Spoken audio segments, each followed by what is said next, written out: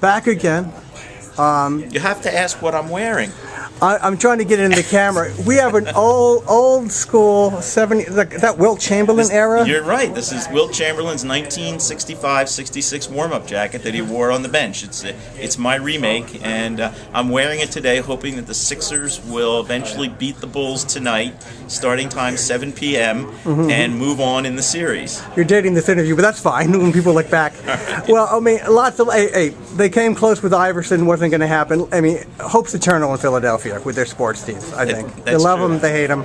We don't even want to talk about Charlie Manuel and the Phillies right now.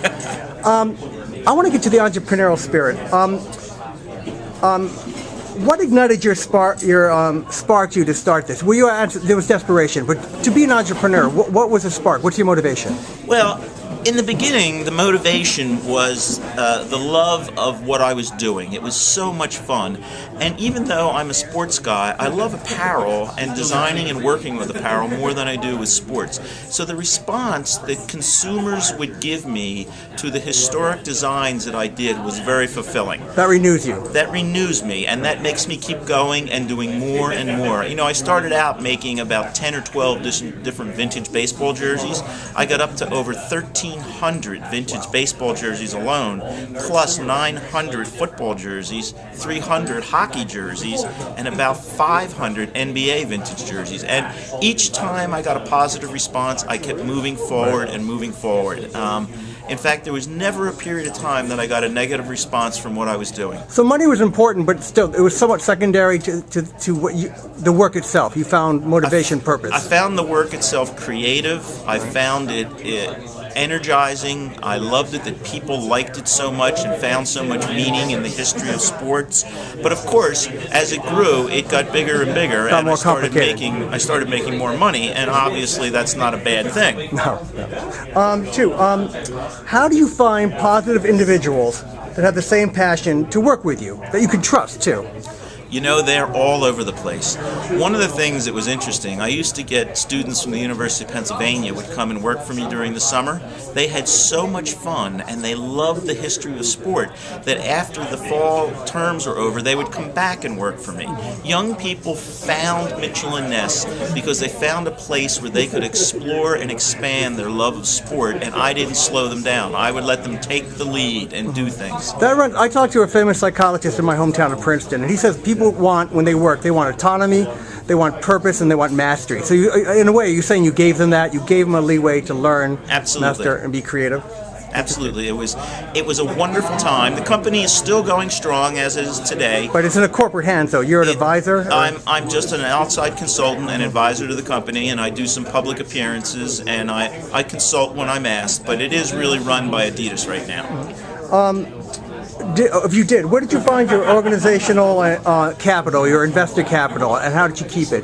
You know, that's an interesting question, because I didn't have any investor capital or organizational capital. What I had was manufacturers who trusted me and makers who believed in me and gave me unlimited lines of credit because they knew that I was committed to what I was doing and I had some experience with them. You know, in business, you should never burn any bridges. You should always keep contacts open.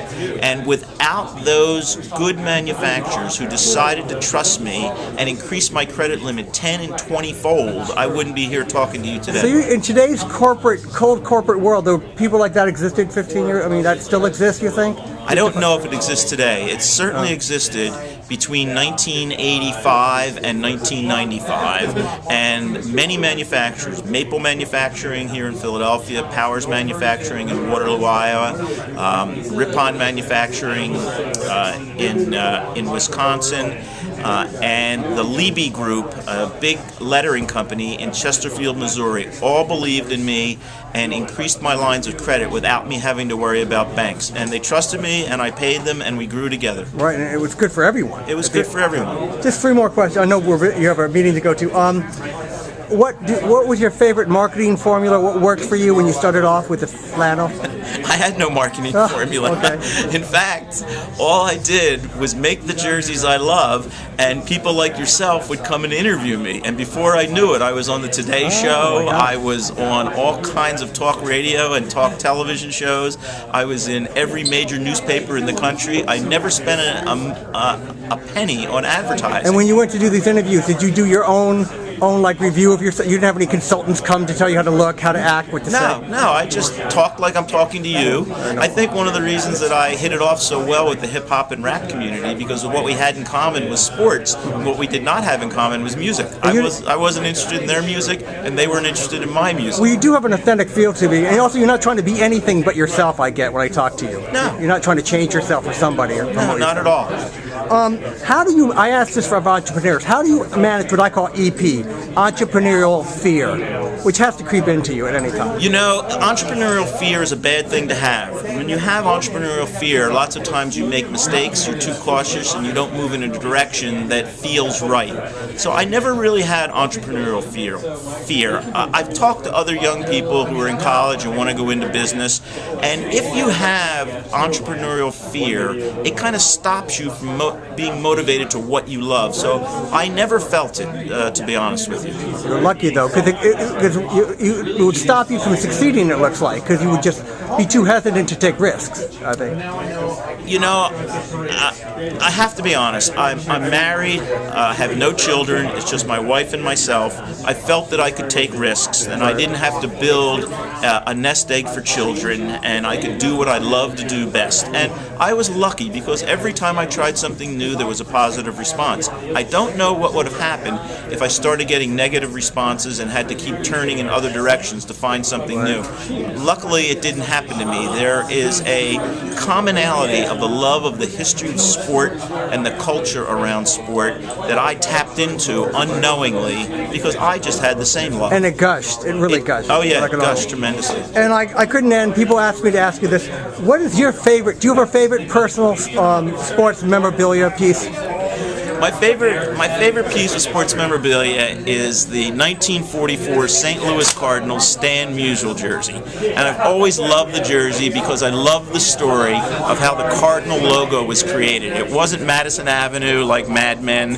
It wasn't Major League Baseball creating things. It happened at a Presbyterian church Sunday meeting where Ellie Mae Schmidt didn't know what to do in February of 1922 to decorate the luncheon that Branch Rickey was going to attend. At that time, Branch Rickey was the vice president and general manager of the St. Louis Cardinals. She looked out on the branches of a tree and saw two cardinal birds sitting on the branches. She decided to cut off branches from the tree, cut out cardinal birds, and use them as place settings in February of 1922. Branch Rickey, upon seeing that, said, "That's our new logo." And they began the 1922 seasons with two cardinal birds on a branch. And it was Ellie Mae Schmidt in Ferguson, Missouri, and it has lasted until the World Series they won today. Even my daughter knows what that is, and she doesn't even know about baseball. It's a brand. I love it, and that's my favorite memorabilia. Well, thank you, Peter Capolino. Thank you very much. You've been great to talk to. Pleasure, thank you.